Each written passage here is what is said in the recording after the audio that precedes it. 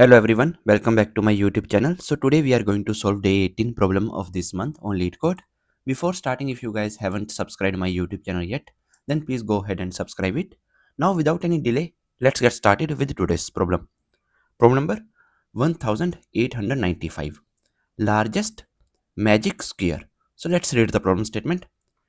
A k into k magic square is a k into k grid filled with integers such that every row sum, every column sum, and both diagonal sums are all equal. The integers in the magic square do not have to be distinct. Every 1 into 1 grid is trivially a magical square, magic square. You are given an m into n integer grid. We have to return the size of the largest magic square that can be found within this grid of the side length k. So very easy problem.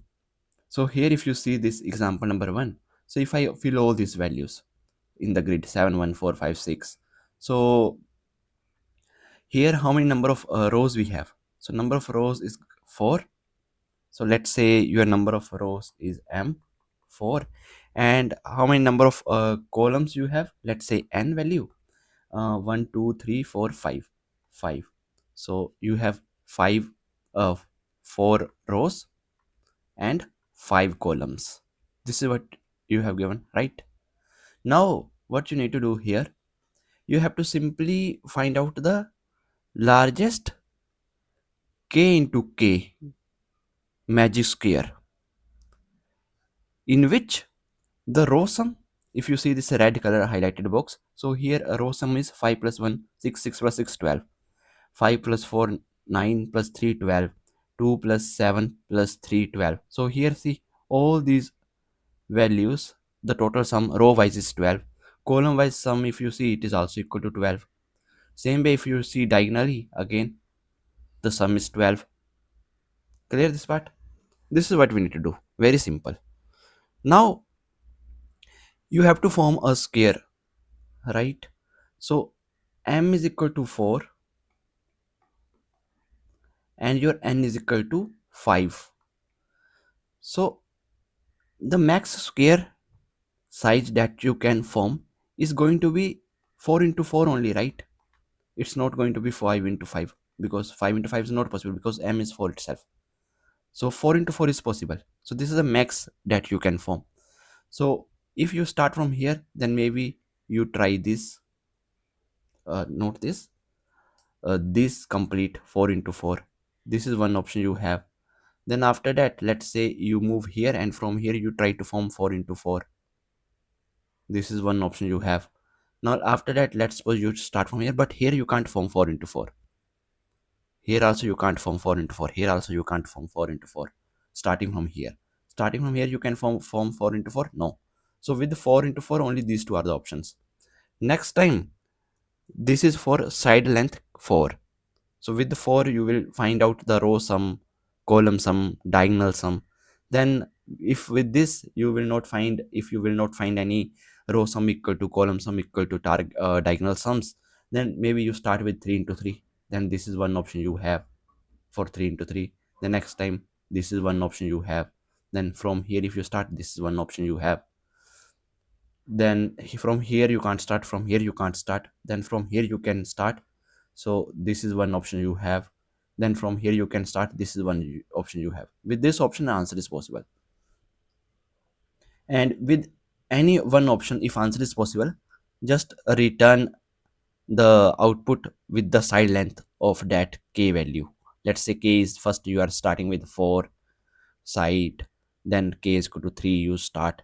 Then after that, with the 3 answer is possible, then why you need to check for 2 and 1? Because we have to return the largest magic square that can be found within this grid. So this is what we need to do. That's why I'm starting from k is equal to 4, then k is equal to 3, I will check.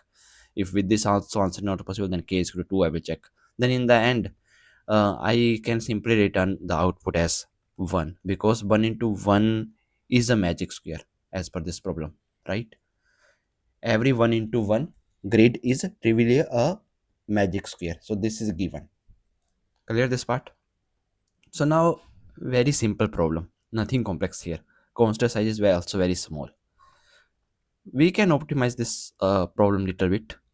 How we can optimize? So for all these squares, right, yet you are creating a 4 into 4 or 4 into 4, you are calculating the row sum like this of all the elements. You are iterating all the elements, then you are checking all these elements, then you are checking here also all these elements, right? This 4 into 4, then 4 into 4 move to some starting from some other cell, let's say. Then you form 3 into 3, then in this 3 into 3 again you calculate the row sum, then column sum. This is what you are doing, right? So can I just calculate this sum beforehand instead of calculating again and again? Is there any shortcut? So yes, I can do that. I can use the prefix sum logic. Prefix sum logic.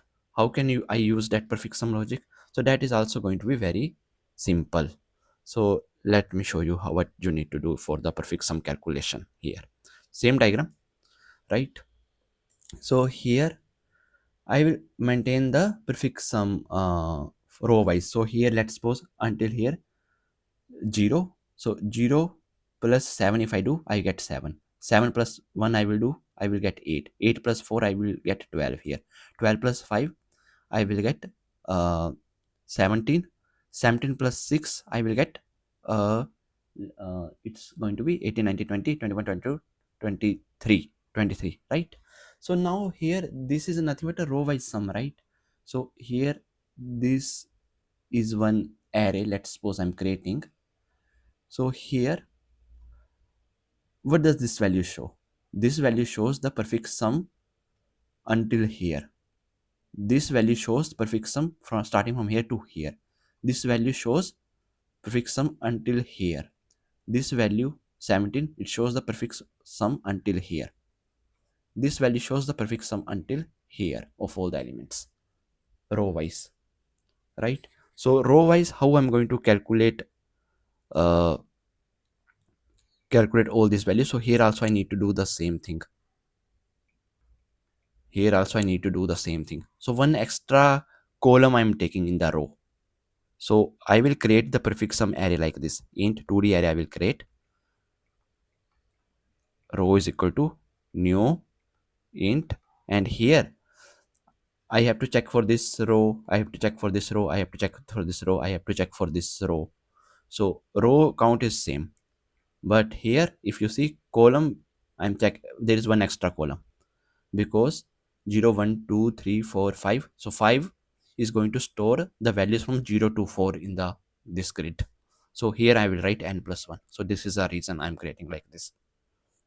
Clear this part? So this is one thing I need to do. Same way now.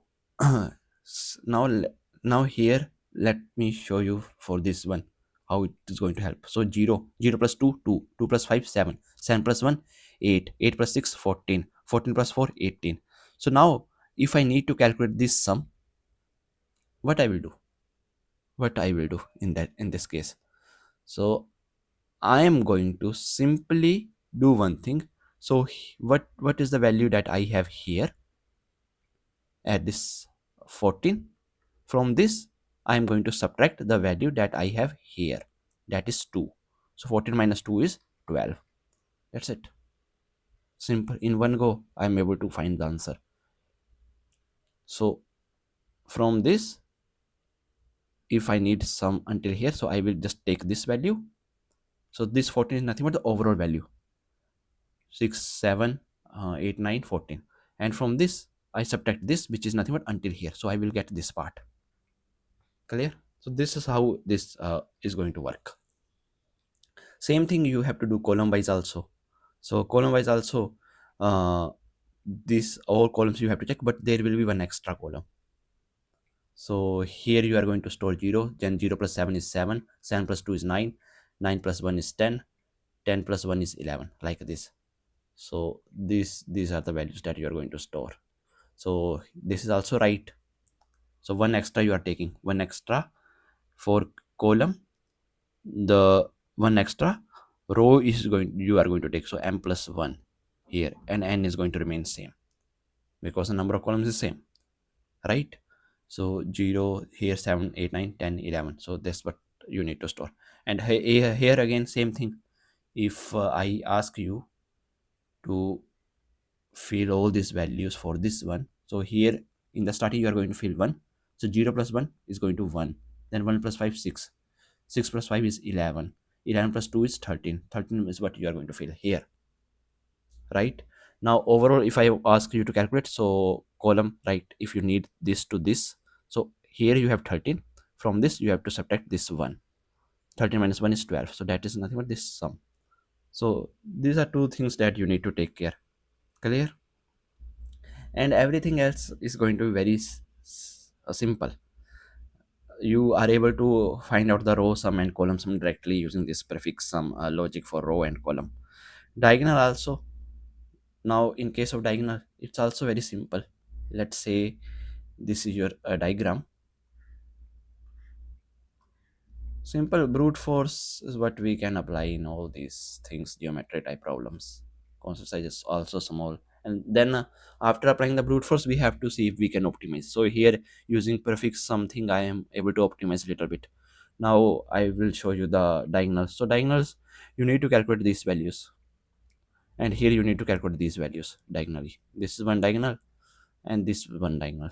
So here just 0 1 2 3 index, here 0 1 2 3 index. So here this is very simple, 0 0, then 1 1 you need to store, then 2 2, then 3 3.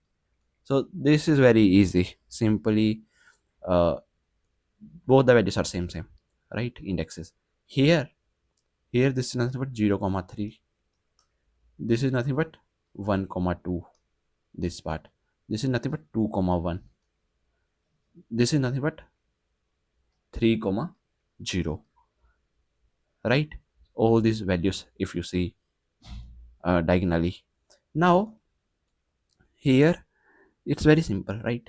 So here 0 and here this part you can simply take it as your column. uh, Total number of columns is 4 minus 1 minus I, this part. So here if you see, this is your you can say I, right? So simple here, see, 0 plus 3 sum is 3, 1 plus 2 sum is 3, 2 plus 1 sum is 3, here also sum is 3. So that is the reason why I can do like this. So here if my I is equal to 2, I is equal to 1 in this case, so the column in this side the value is going to be C, total number of columns 4 minus 1 minus this, so I will get 4 minus 2, that is 2. So I minus this logic I will apply. This is how you can write. So that's it. Only these two things do you need to take it to few things, right? The prefix sum and diagonal, how you are going to do that. Everything else is just a brute force. So now let's write the code and I will explain the code side by side. So here what you need to do first, int m is equal to grid dot length, and n is nothing but just select row 0 and calculate the length of that, you will get the number of columns. Then you have to calculate the prefix sums.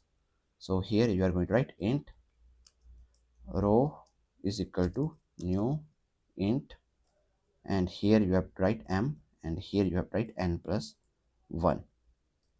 So one extra you are taking. Same way for the column, you can simply copy this, paste it here, and here you have to write column is equal to new int, and here in this case you have to write m plus 1, and here you have to write n.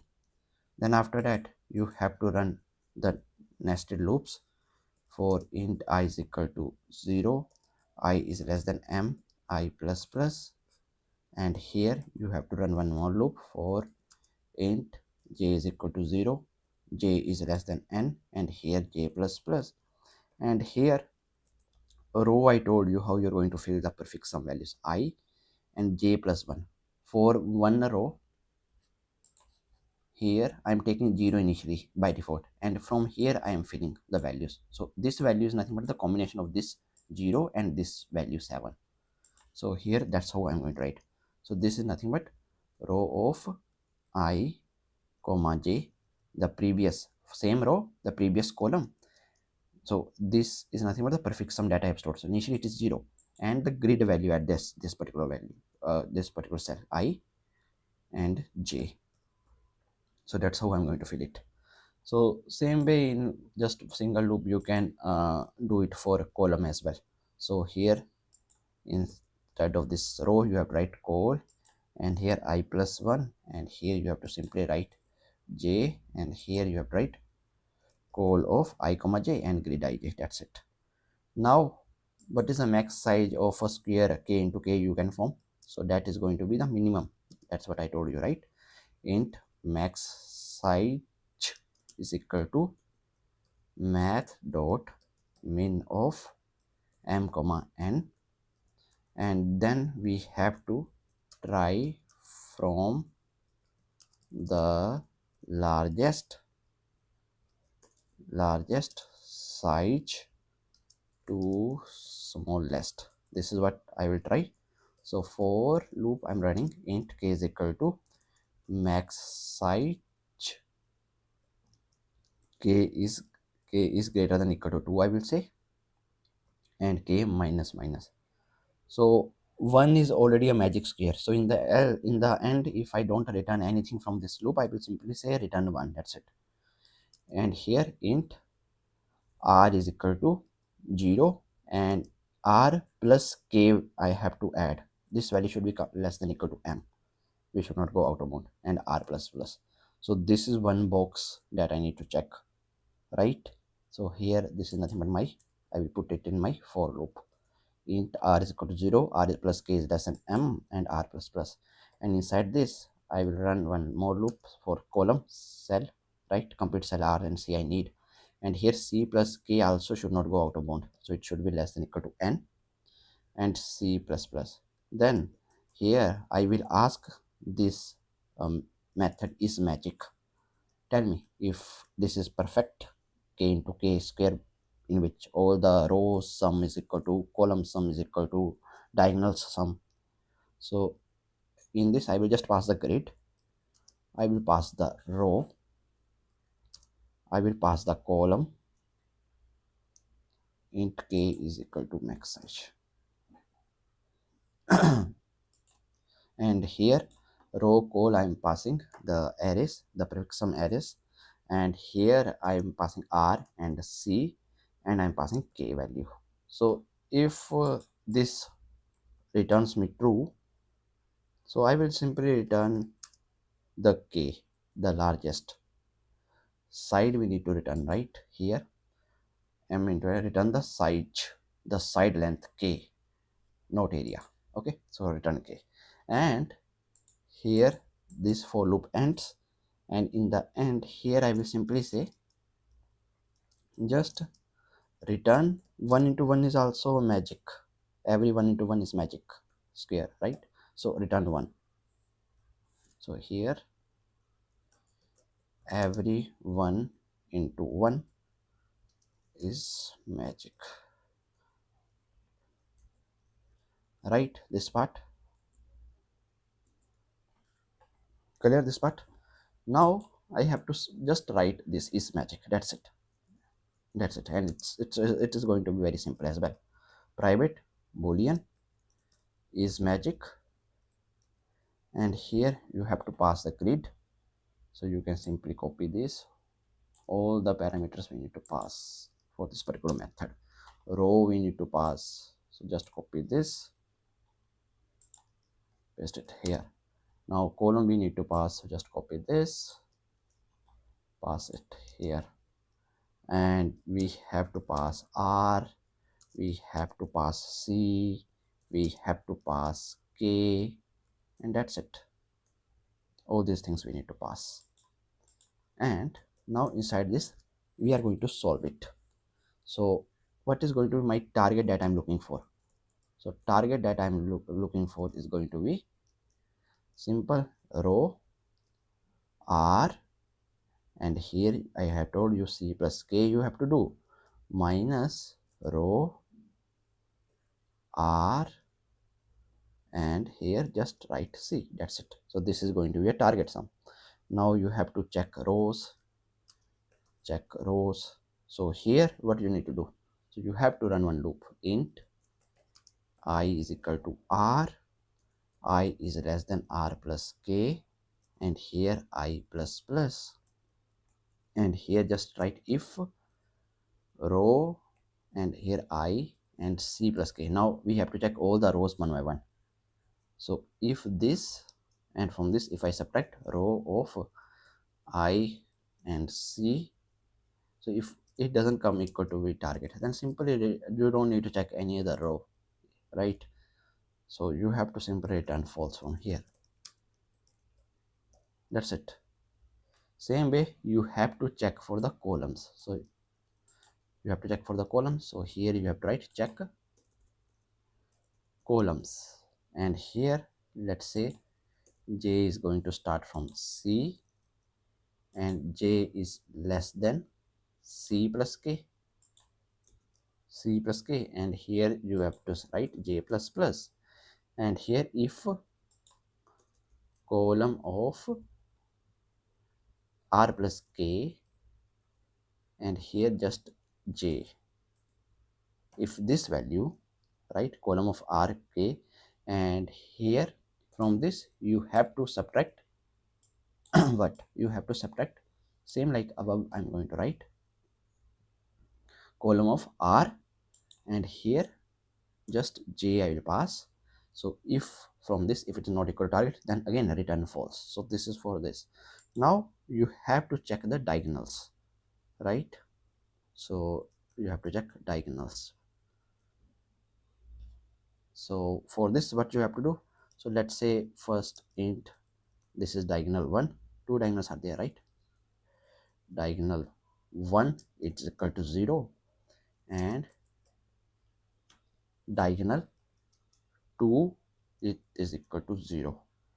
Then you have to run one loop for here. You have to write int I is equal to 0, I is less than k, and here I plus plus, and here diagonal 1 is equal to grid at r plus I and c plus I. So in one diagonal you know that both are matching 0 0 1 1 2 2 3 3. In this we have to apply this logic. So diagonal 2 is equal to here you have write diagonal 2 it is equal to grid of here r plus I. So this is going to remain same, and here you have to apply this logic c plus k minus 1 minus I. That's it. So we have to do like this, and that's it. Clear this part? And from this I will return true when my this diagonal 1 if it is equal to the target, and my diagonal 2 if it is equal to the target. So in this case only I have to return true. That's it. That's what I need to do. Clear this part? Now let's run it. So there is some issue, so let's fix that. Here why I'm writing like this, it should be like this. Let's run it again.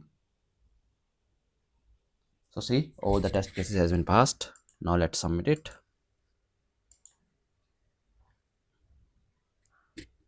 So see, our solution is accepted, right? So I hope that you guys are able to understand today's problem. And if you guys still have any doubts, then please feel free to ask in comment section. Till then, keep coding and keep practicing. Meet you guys in the next video. Thank you. Bye bye.